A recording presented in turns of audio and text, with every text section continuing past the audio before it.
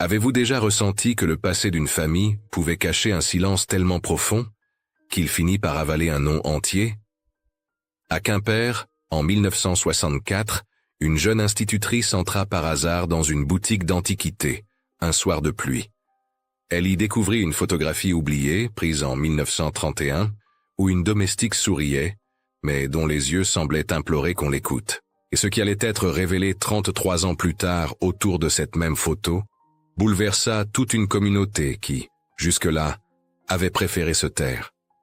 Aujourd'hui, je vais vous raconter cette histoire dramatisée, inspirée de réalités que beaucoup auraient voulu enterrer.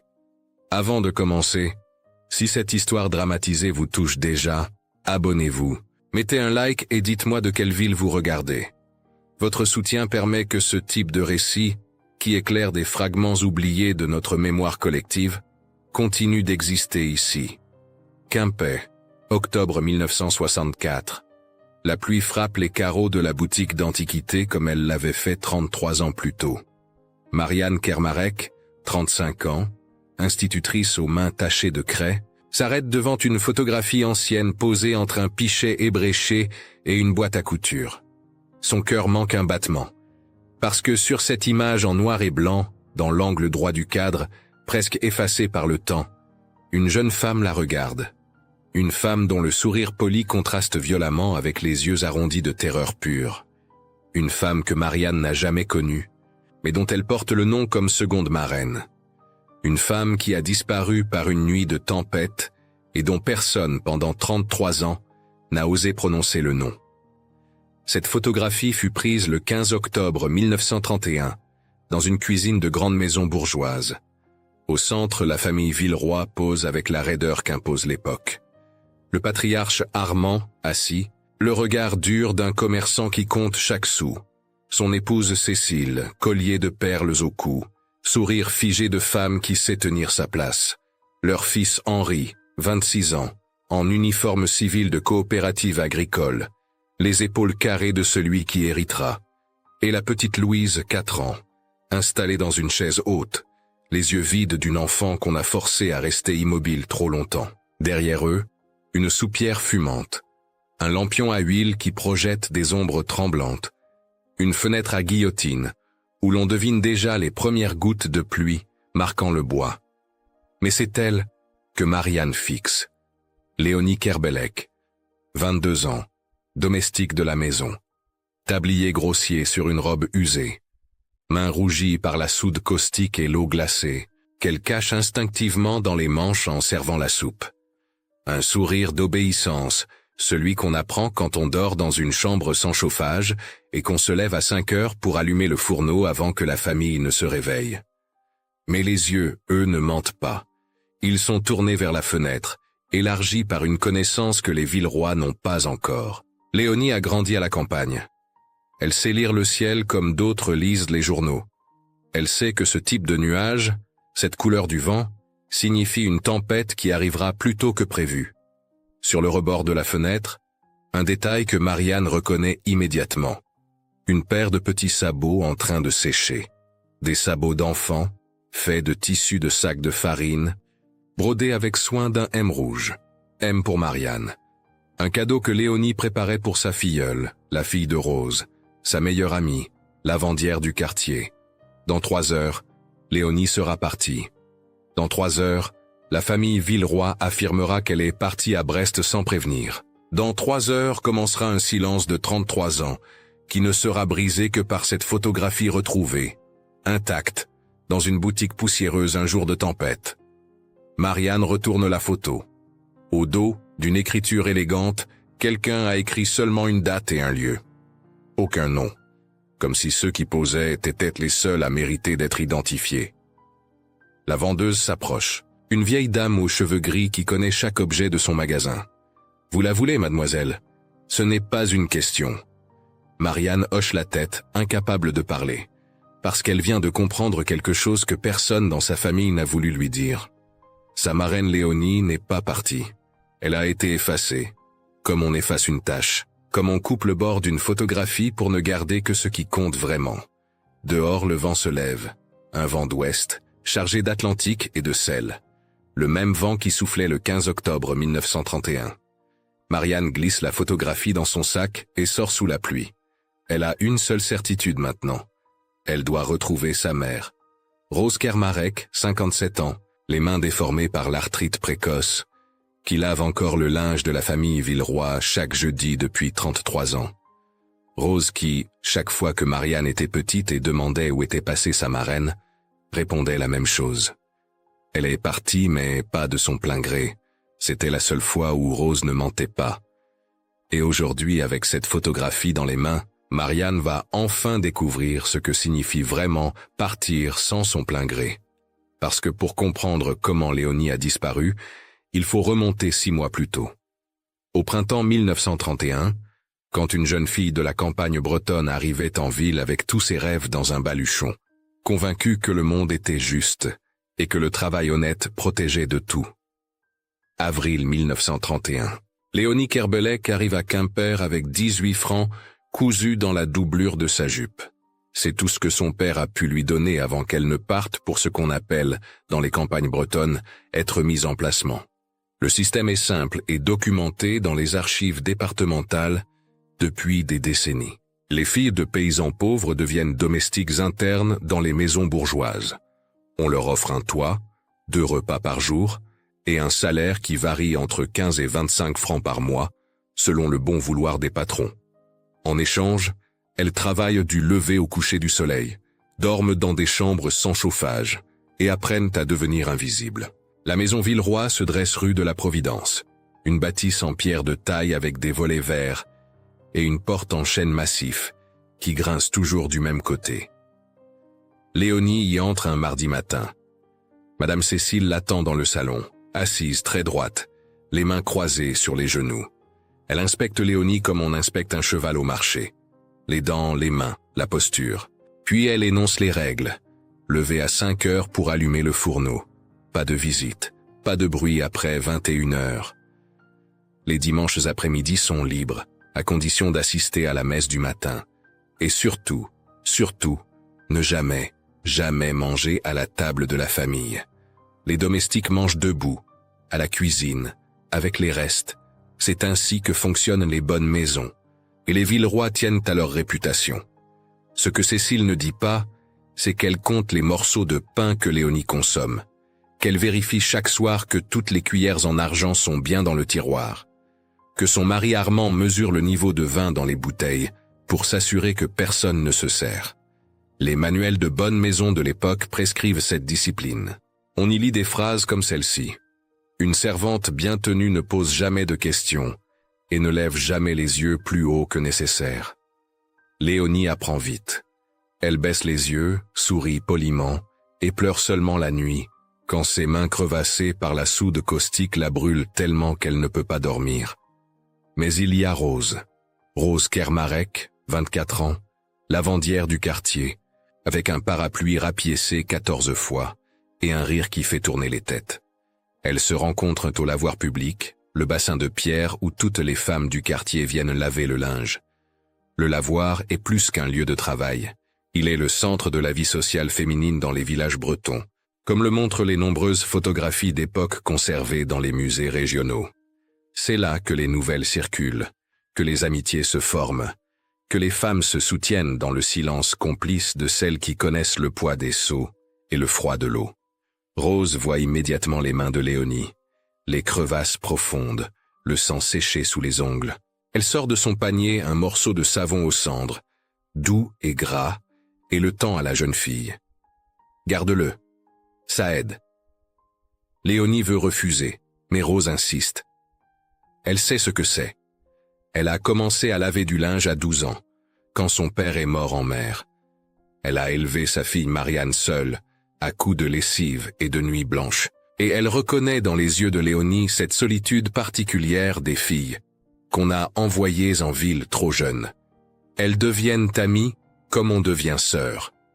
Pas par le sang, mais par la nécessité. Tous les jeudis, Léonie apporte le linge des Villeroy au lavoir. Rose le lave, le sèche, le repasse.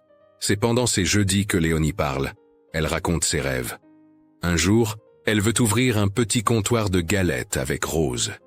Elles vendront des galettes au sarrasin, croustillantes et chaudes, avec du beurre salé qui fond sur le dessus. Léonie a la recette dans la tête. Elle la répète comme une prière. 3 paumes de farine de sarrasin, une pincée de sel marin, de l'eau froide jusqu'à ce que la pâte soit lisse. Elle mesure tout avec ses mains parce qu'elle a appris à lire tardivement et qu'elle ne fait pas confiance aux chiffres écrits. Rose écoute et sourit. Elle ne dit pas que c'est impossible. Elle ne dit pas qu'une lavandière et une domestique n'auront jamais assez d'argent pour ouvrir quoi que ce soit. Elle laisse Léonie rêver. Parce que parfois, le rêve est tout ce qu'on a. Mais la réalité de la maison Villeroy est moins tendre. Henri, le fils, 26 ans, observe Léonie avec ce mélange de mépris et d'envie qu'ont les hommes qui n'ont jamais eu à travailler vraiment. Il la voit rire avec Rose au lavoir et ressent quelque chose qu'il ne comprend pas. De la jalousie, peut-être, parce que lui, avec sa position sociale et son uniforme impeccable, n'a aucun ami véritable. Il applique les règles de la maison avec une froideur bureaucratique. Les domestiques ne mangent pas à table. Les domestiques n'ont pas d'opinion. Les domestiques sont de la main-d'œuvre, remplaçables et oubliables. Ils ne crient jamais. Ce serait indigne. Il se contente de faire comprendre par des silences et des regards que Léonie est une moins que rien. Et puis arrive octobre.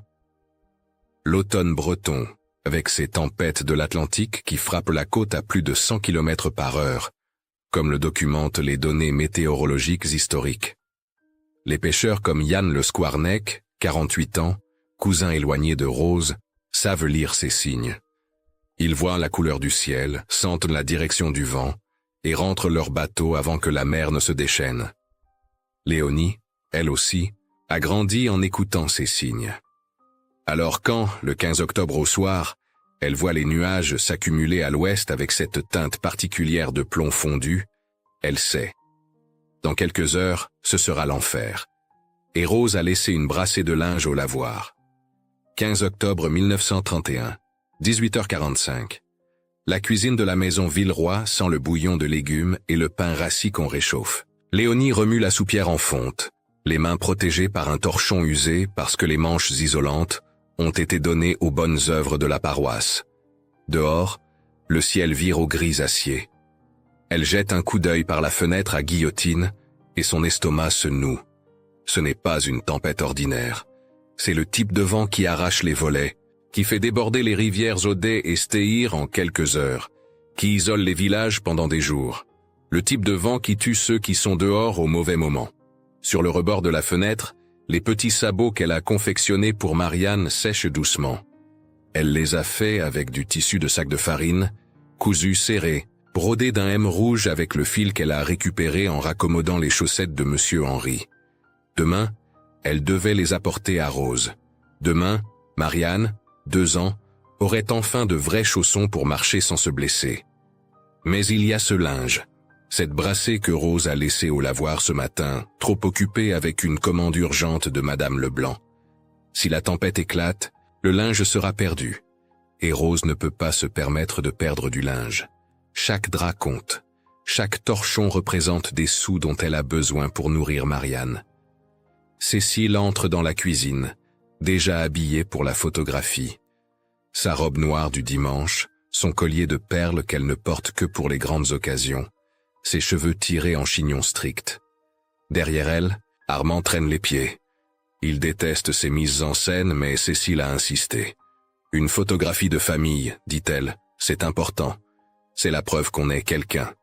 Que notre maison est une bonne maison. Le photographe doit arriver à 19h précise. Il installera son trépied, son appareil encombrant, sa plaque de verre. Il faudra rester immobile pendant plusieurs secondes, ne pas respirer trop fort, sourire juste ce qu'il faut. Les photographies de l'époque exigeaient cette immobilité parfaite, comme en témoignent les centaines de clichés conservés dans les archives municipales. Henri descend à son tour, boutonnant son uniforme de coopérative agricole. Il a 26 ans mais le regard de quelqu'un qui n'a jamais vraiment vécu. Ses journées se ressemblent toutes.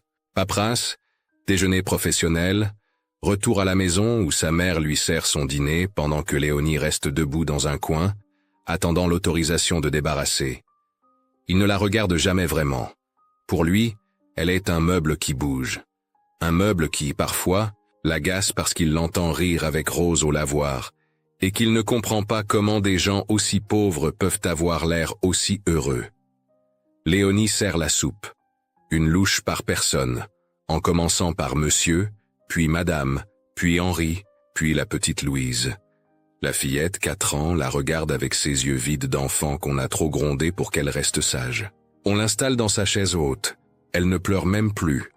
Elle a appris. Les enfants de bonne famille n'embêtent pas leurs parents. Les livres d'étiquette domestique de l'époque sont formels sur ce point. Un enfant bien élevé doit être vu mais pas entendu. Louise a intégré la leçon. Elle fixe sa soupe sans la manger vraiment, attendant que quelqu'un lui donne la permission. Le vent commence à siffler dans les cheminées. Un sifflement bas, inquiétant, qui fait trembler les flammes du lampion à huile. L'électrification rurale en 1931 est encore lente en Bretagne. De nombreuses maisons dépendent de l'éclairage au gaz ou à l'huile, comme le rappellent les rapports préfectoraux d'époque.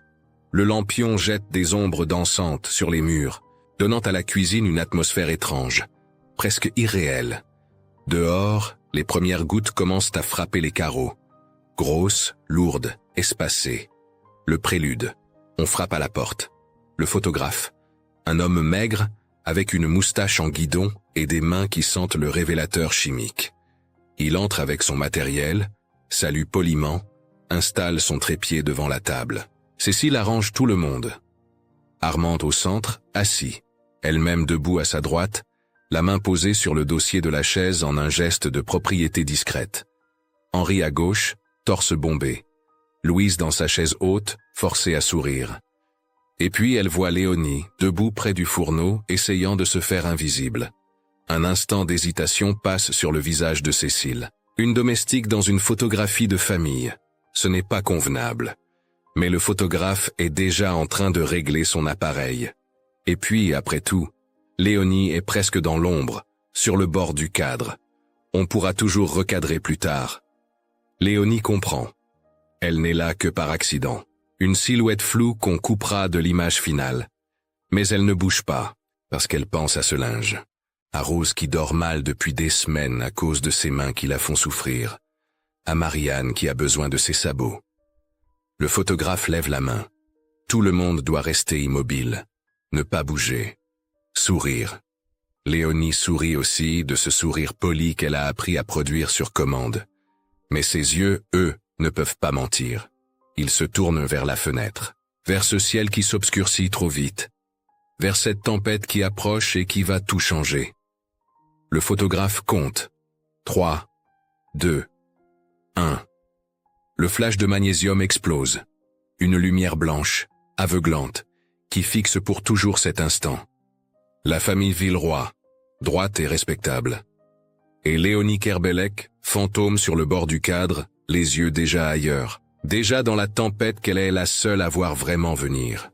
Dans 3 minutes, elle demandera l'autorisation de sortir. Dans 3 minutes, tout basculera.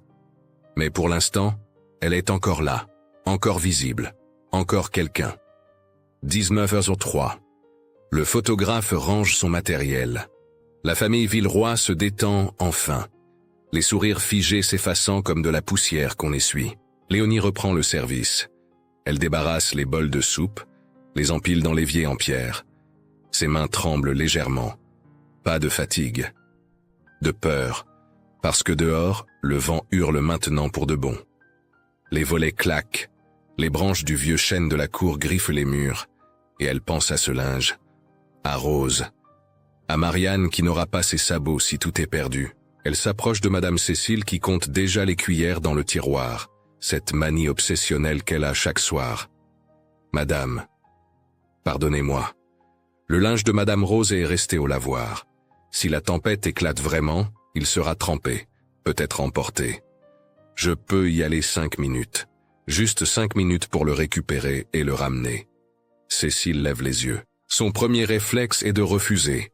Il est 19h. La nuit tombe. Ce n'est pas convenable qu'une domestique traîne dehors à cette heure. Mais elle voit l'angoisse dans les yeux de Léonie. Et puis, au fond, ce n'est que du linge. 5 minutes, pas plus. Et tu rentres immédiatement. Léonie attrape son châle usé, Celui qui ne protège de rien mais qu'elle porte parce que c'est tout ce qu'elle possède. Elle jette un dernier regard au sabot sur le rebord de la fenêtre. Demain, se dit-elle, demain, je les apporterai à Marianne. Elle sort par la porte de service. Le vent la frappe comme un poing. Elle doit se pencher en avant pour avancer. La rue est déserte.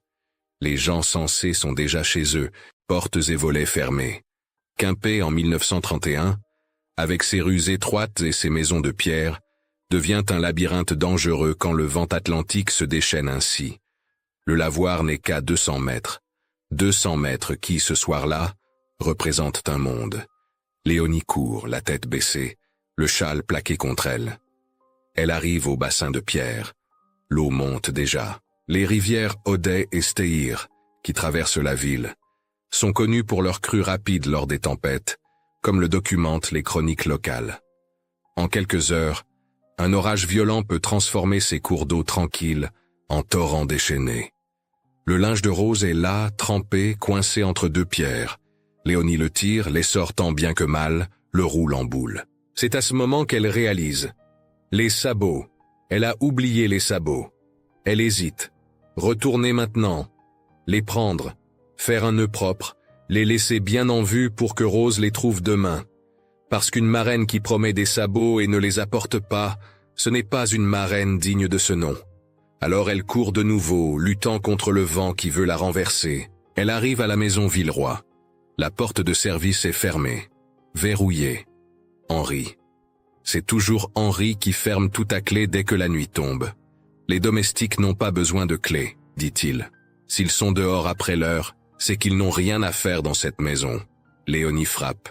Une fois, 2 fois, 3 fois. Le vent couvre le bruit. Elle frappe plus fort. Appelle. Madame, Monsieur Henri, s'il vous plaît, ouvrez. Mais à l'intérieur, la famille s'est retirée au salon. Armand lit son journal près de la cheminée. Cécile brode. Henri joue aux cartes avec Louise pour l'occuper. Personne n'entend. Ou peut-être que quelqu'un entend, mais décide que ce n'est pas important. Qu'une domestique qui frappe après l'heure n'est pas une urgence. Qu'elle finira bien par trouver un abri quelque part. Chez cette lavandière, peut-être. Chez Rose. Mais Rose, ce soir-là, est chez Madame Leblanc, de l'autre côté de la ville, en train de finir une commande urgente. Sa petite Marianne dort chez une voisine. La maison est vide. Léonie le sait. Elle reste là, devant la porte, frappant jusqu'à ce que ses poignets lui fassent mal. Le froid commence à mordre. Ses vêtements trempés lui collent à la peau. L'eau monte dans la rue. Elle entend le rugissement de la rivière qui déborde. Elle doit bouger, trouver un abri. Le lavoir peut-être. Les pierres du lavoir sont hautes. Elle pourra s'y protéger en attendant que quelqu'un ouvre, que le vent se calme, que l'aube arrive. Yann, le Squarneck, le pêcheur, rentrait de la taverne à ce moment précis. Il la vit, une silhouette courbée, luttant contre le vent, se dirigeant vers le lavoir.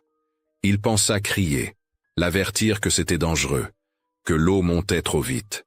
Mais sa propre maison était encore loin, et le vent lui coupait le souffle. Il rentra chez lui. Toute sa vie, il regrettera ces 10 secondes d'hésitation. Ces 10 secondes où il aurait pu courir vers elle, la saisir par le bras, la forcer à le suivre. Mais on ne parle pas à une jeune fille qu'on ne connaît pas. Ce ne serait pas convenable. Et puis, elle avait l'air de savoir où elle allait. Le lendemain matin, le vent est tombé. Le soleil se lève sur une ville dévastée. Des branches partout. Des tuiles brisées. L'eau a reflué mais a laissé des traces de boue et de débris. Armand Villeroy descend à la cuisine. Léonie n'a pas allumé le fourneau. La cuisine est froide. Il appelle Cécile. Où est la fille? Cécile monte au grenier, frappe à la porte de la chambre de Léonie. Pas de réponse. Elle ouvre. Le lit est vide, intact. La petite valise de Léonie est toujours là, avec ses 3 robes de rechange et sa paire de chaussures du dimanche. Mais Léonie, elle, n'est nulle part. Henri cherche dehors. Il trouve la porte de service déverrouillée maintenant, ouverte par le vent. Il pense que Léonie est peut-être partie, qu'elle en a eu assez, que ces filles de la campagne sont toutes les mêmes, incapables de tenir leurs engagements. Armand prend une décision immédiate. On ne peut pas se permettre un scandale. Si on dit qu'une domestique a disparu pendant une tempête sous notre toit, on nous accusera de négligence. Les gens parleront. Notre réputation sera ruinée. Alors il descend à la paroisse. Il informe le père Émile que la jeune Léonie Kerbelec est partie pour Brest, chez une tante, sans prévenir. Un caractère instable, ajoute-t-il. Une fille qu'on ne peut pas garder.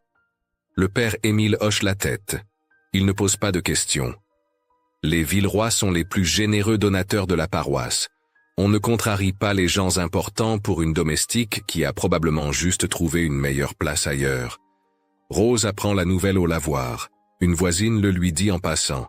« Ta copine Léonie, elle est partie. » Les Villeroy disent qu'elle est allée à Brest. Rose sent son sang se glacer. Léonie ne serait jamais partie sans lui dire. Jamais. Elle court à la maison Villeroy. Frappe à la porte principale. Cécile lui ouvre, le visage fermé. « Je veux voir Léonie. »« Il n'y a pas de Léonie ici, répond Cécile. Elle est partie, elle. Et je vous serai reconnaissante de ne plus venir troubler cette maison avec vos histoires. » La porte se referme. Rose reste là, tremblante de rage et d'impuissance.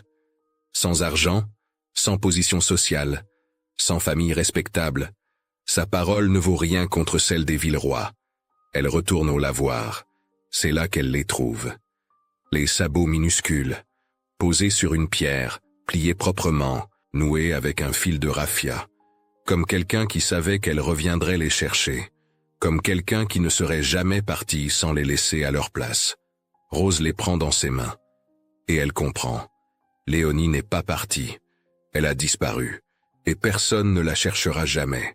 33 ans de silence. Rose a continué à laver le linge des Villeroy chaque jeudi, les mains déformées par l'arthrite qui a commencé à la ronger dès l'âge de 40 ans. 33 ans à serrer les dents en pliant les draps de ceux qui ont effacé sa meilleure amie comme on efface une tache d'encre. Elle n'a jamais parlé. Pas vraiment.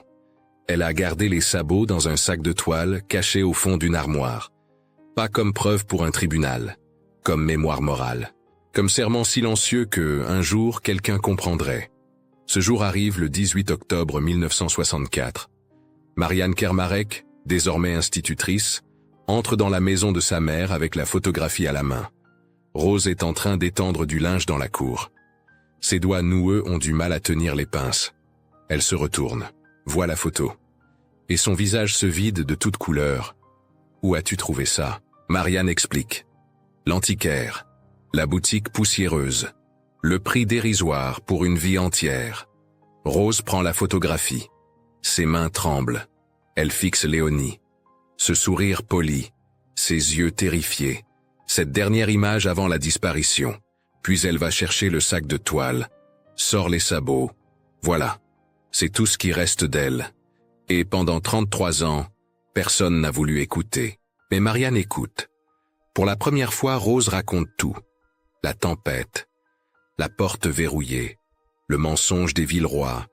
La gendarmerie qui n'a rien fait parce qu'une lavandière sans famille respectable n'avait aucun poids face aux accusations non formulées contre des commerçants établis.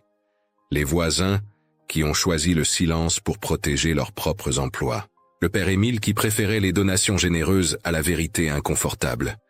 Et ses sabots, trouvés au lavoir, pliés avec soin, preuve qu'une jeune femme qui prépare un cadeau pour une enfant ne fugue pas sans explication. Marianne sent la colère monter, une colère froide, méthodique. Elle prend la photographie et descend à la place du marché. C'est jour de foire. Les gens se pressent entre les étals de légumes et de poissons. Elle accroche la photo sur un panneau, avec un simple écriteau écrit à la main. Quelqu'un se souvient de cette nuit. 15 octobre 1931. Parler. Au début, les passants évitent son regard. On ne dérange pas le passé. On ne réveille pas les histoires qui dérangent. Mais une vieille femme s'arrête, scrute la photo. Je me souviens du vent cette nuit-là. Les volets arrachés de ma maison. L'eau qui montait dans la rue. Une autre femme s'approche. J'avais 12 ans. J'ai vu Henri Villeroy fermer le portail vers 19 heures. Il disait toujours que les domestiques n'avaient pas besoin de clés. Les témoignages s'accumulent. Fragments épars, aucun suffisant seul.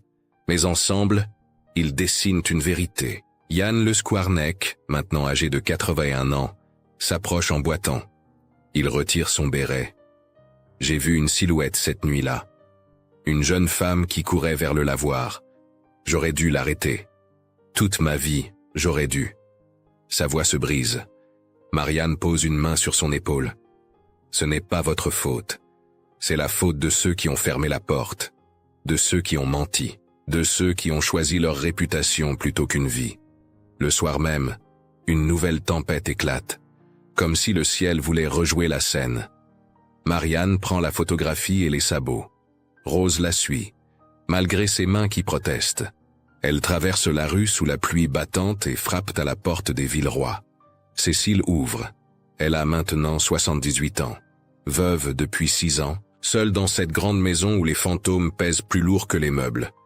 Elle voit la photo. Son visage se fige. « Qu'est-ce que vous voulez ?» Marianne ne crie pas.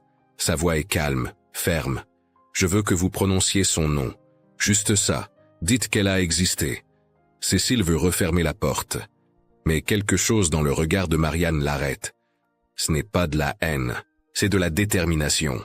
Une détermination qui dit que cette fois, le silence ne sera plus une option. Rose sort les sabots du sac. Cécile les reconnaît immédiatement. Elle les a vus sécher sur le rebord de la fenêtre ce soir-là. Elle a su, quand Léonie n'est pas revenue, qu'elle n'avait pas fui. On ne laisse pas un cadeau achevé derrière soi.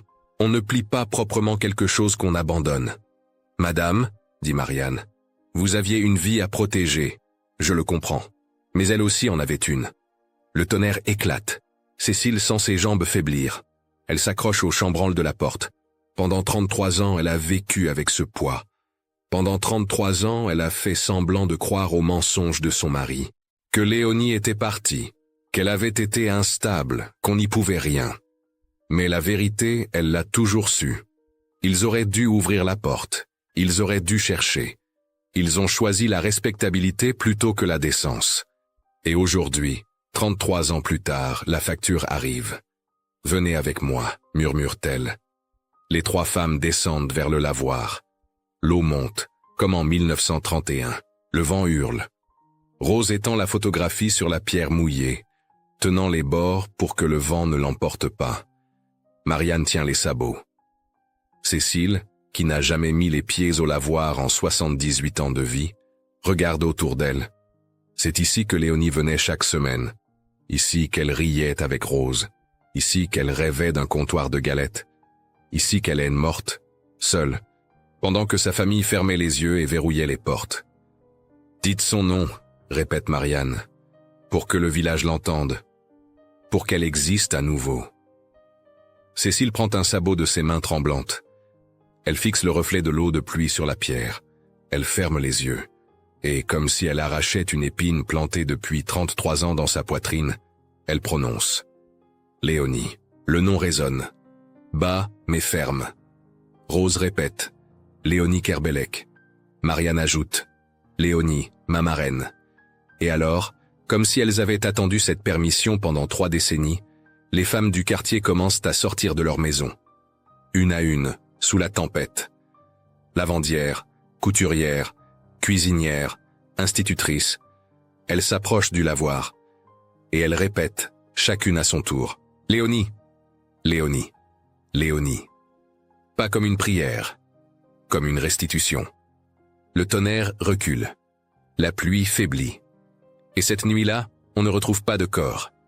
Il n'y a pas de justice complète, pas de punition légale. Mais il y a une dignité rendue. Cécile, le sabot encore dans la main, se tourne vers Rose. « Pardonnez-moi. »« Je n'ai pas. » Rose l'interrompt sans cruauté. « Je ne peux pas pardonner pour elle, madame. Mais je peux accepter que vous l'ayez enfin vue. » Cécile hoche la tête, vaincue et, paradoxalement, soulagée. Marianne pose les sabots sur la pierre du lavoir, à côté de la photo, et elle dit « À partir d'aujourd'hui, aucune fille de ce village ne disparaîtra sans nom. Aucune. Les femmes présentes acquiescent. C'est un pacte silencieux. » Quelques mois plus tard, une petite plaque de bronze est fixée sur le mur du lavoir. On peut y lire « Léonie Kerbelec, 1909-1931, dont l'absence nous a appris à dire les noms. L'école de Marianne institue une bourse d'études pour les jeunes filles de milieu modeste qui souhaitent étudier la cuisine. La première année, 2 candidates seulement. La deuxième, 4. En 1972, elles sont 6.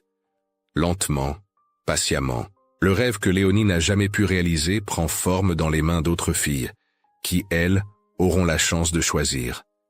Cécile meurt en 1967, 3 ans après avoir prononcé le nom. Elle laisse la moitié de sa fortune à la bourse Léonie Kerbelec. Ce n'est pas du pardon, c'est de la reconnaissance tardive. Rose meurt en 1969, à 62 ans, les mains détruites mais le cœur en paix. Sur son lit de mort, elle tient les sabots. Marianne les récupère. Elle les garde dans un cadre de verre sur le mur de sa salle de classe. Chaque premier jour d'école, elle fait l'appel. Et après le dernier nom, elle ajoute « Léonie Kerbelec ». Les élèves répondent en chœur comme ils ont appris à le faire, présente dans la mémoire. La photographie, elle, ne finit pas dans un musée. Marianne la garde chez elle, sur sa commode, à côté d'une photo de sa mère Rose et d'un petit bouquet de fleurs séchées du lavoir. Parce que certaines histoires ne sont pas faites pour être exposées. Elles sont faites pour être gardées, transmises, murmurées de génération en génération comme des serments que l'on ne brise jamais. Et aujourd'hui, quand les tempêtes d'automne frappent Quimper, les femmes du quartier allument des lampes à leurs fenêtres, pour que personne ne reste dehors, pour que personne ne disparaisse, pour que plus jamais un nom ne soit effacé comme s'il n'avait jamais existé. Léonie Kerbelec n'a pas eu de sépulture, mais elle a quelque chose de plus précieux. Elle a une mémoire vivante, portée par des mains de lavandières, d'institutrices, de cuisinières. Une mémoire qui dit que même les invisibles méritent d'être nommés, même les oubliés méritent d'être pleurés, et même les effacés peuvent un jour être restitués. Parfois, les tempêtes ne disparaissent pas vraiment. Elles laissent derrière elles des silences, des noms effacés, des vies que personne n'a voulu regarder. Et cette histoire fictionnelle nous rappelle une vérité essentielle. Choisir de voir l'autre, de dire son nom, c'est parfois la seule justice possible dans un monde qui préfère souvent tourner la tête. Se souvenir, c'est réparer, même tard, même doucement, même symboliquement.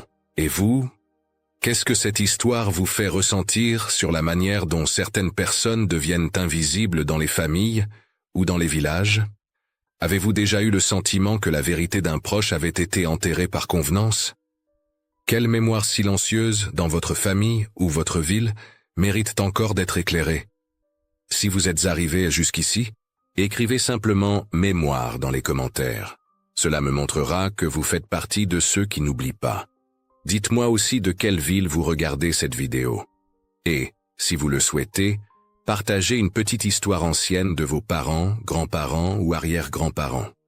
Parfois, ces récits oubliés peuvent inspirer de nouvelles histoires pour le canal, et je vous en remercie profondément.